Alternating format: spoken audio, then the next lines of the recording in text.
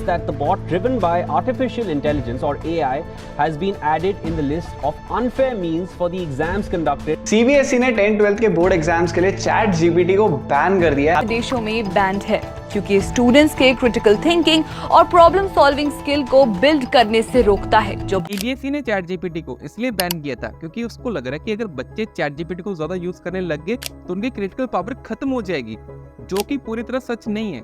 देखो ये वैसा ही टाइम है जब कंप्यूटर्स को इंट्रोड्यूस किया गया था या फिर कैलकुलेटर्स आए थे। हम सबको लग रहा था कि हमारी थिंकिंग पावर खत्म हो जाएगी, हम कैलकुलेशंस नहीं कर पाएंगे, फिर कंप्यूटर हमारी जॉब खा जाएगा। पर क्या ऐसा हुआ? नहीं ना, तो जॉब्स क्रिएट ही हुई है ना। एंड जहां आपको बड़ी बड़ी कैलकुलेशंस करने के लिए काफी टाइम लग जाता था, एरर्स के चांसेस भी थे, वो सब कुछ अब सेकंड्स में होने लग गया। तो कन्वीनियंट तो है ना, तो सेम इसी तरह यही है। देखो ये चीज टोटली हमारे ऊपर ही डिपेंड करती है कि हम इसको कैसे यूज करते हैं।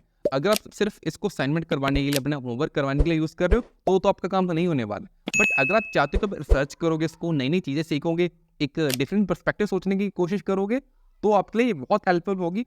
तो फिर इन दिस वीडियो मैं आपको चैट जीपीटी के थ्रू एंड गूगल बार्ड, जो कि अब जेमिनी बन चुका है, कि आप कैसे अपनी स्टडीज को और अच्छी तरह से कर सकते हो एंड अपनी क्रिटिकल पावर को बूस्ट कर सकते हो। प्लस आप अच्छे से प्रॉम्प्ट्स कैसे डाल सकते हो, क्योंकि सब कुछ प्रॉम्प्ट्स के ऊपर डिपेंड करता है। देखो आजकल इंटरनेट में हर एक चीज अवेलेबल है, हर एक चीज के बारे में 100 आर्टिकल्स पढ़े हैं, लेके 100 वीडियोस पढ़ी हैं। हम अब मान लीजिए कि हमको ह्यूमन हार्ट के बारे में पढ़ना है, तो हम क्या करेंगे? हम गूगल के ऊपर जाएंगे एंड लिख देंगे कि हमको ह्यूमन हार्ट के बारे में बता दो, तो हम 2-3 आर्टिकल्स आ जाएंगे, हम पढ़ लेंगे।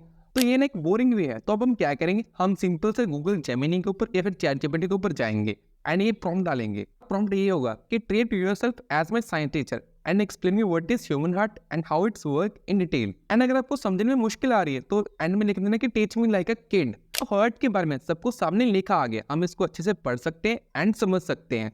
बट अगर हमारे पास टाइम ना हो तो आप एक और प्रॉम्प्ट डालेंगे कि explain me in a summary या फिर बुलेट पॉइंट में मेरे को बता दो। तब आपके सामने सब कुछ शॉर्ट में आ जाएगा एंड आपके लिए रिवीजन करना कितना आसान हो जाएगा। मान लो आपका कल एग्जाम है, तो आप एक दिन में पहले इतनी अच्छी रिवीजन कर रहे हो तो मार्क्स अच्छे आएंगे ना। एंड अगर आपने मेरी लास्ट वीडियो देखी है ना, तो मैंने आपको वहाँ पे एक चीज़ सिखाई थी कि आपको चैप्टर्स के क्वेश्चन ड्रॉ करने आने चाहिए। बट यार हमको तो नहीं आते, तो हम क्या करें? तो चैट जीपीटी या फिर गूगल बार्ड आपकी यही हेल्प करेगा। यानी किसी भी फेवरेट सब्जेक्ट के ऊपर या फिर टॉपिक के ऊपर क्वेश्चंस को डराइव कर सकते हो। आपको मैं सिखाता हूँ वो भी। मान लो आप एक साइंस का चैप्टर कर रहे हो, मेटल्स एंड नॉन मेटल्स। आपने पढ़ लिया वो अच्छे से, टीचर ने पढ़ा दिया है, आपको समझ भी आ गया है, अब क्वेश्चंस करने की बारी है। बुक के पीछे कुछ क्वेश्चंस होते हैं, वो तो हम कर ही लेते हैं यूज। तो हम गूगल के ऊपर जाएंगे, एक प्रॉम्प्ट डालेंगे, तो आप ये प्रॉम्प्ट लिखोगे कि generate 10 questions of chapter metals and non metals from science notebook of class 10। तो आपके सामने 10 क्वेश्चंस आ जाएंगे।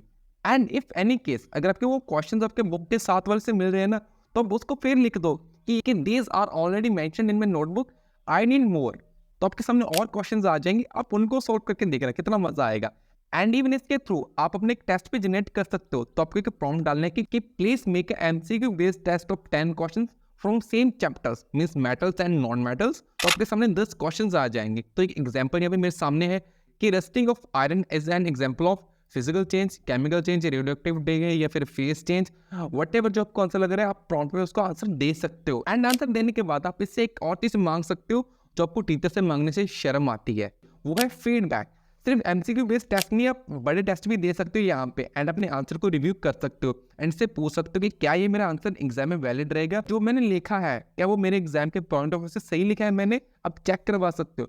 एंड इवन आप जेमिनी के ऊपर तो अपने आंसर की फोटो डाल सकते हो। आपने अपने नोटबुक में आंसर लिख लिया, उसको पिक्चर क्लिक की, अपलोड की एंड फिर पूछ लो इससे कि क्या मेरा आंसर सही है फिर गलत है। इसको चैट जीपीटी के ऊपर करने के पैसे देने पड़ते हैं, जबकि गूगल पर फ्री है। सो दैट्स व्हाई मैं इसको यूज करता हूँ।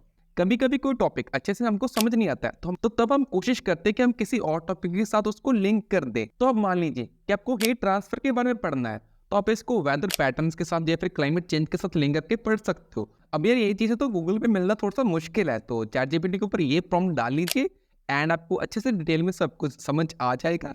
तो एआई आपको बर्बाद ना कर पाए, तो इसको अच्छे से यूज कीजिए। सो दैट्स ऑल गाइस, आपकी क्रिटिकल थिंकिंग कहीं नहीं जाने वाली है, सब कुछ यही रहेगा, बस यूजेज सही रखिए इसको। फिर लाइक शेयर एंड सब्सक्राइब सब कुछ कर देना। बाय।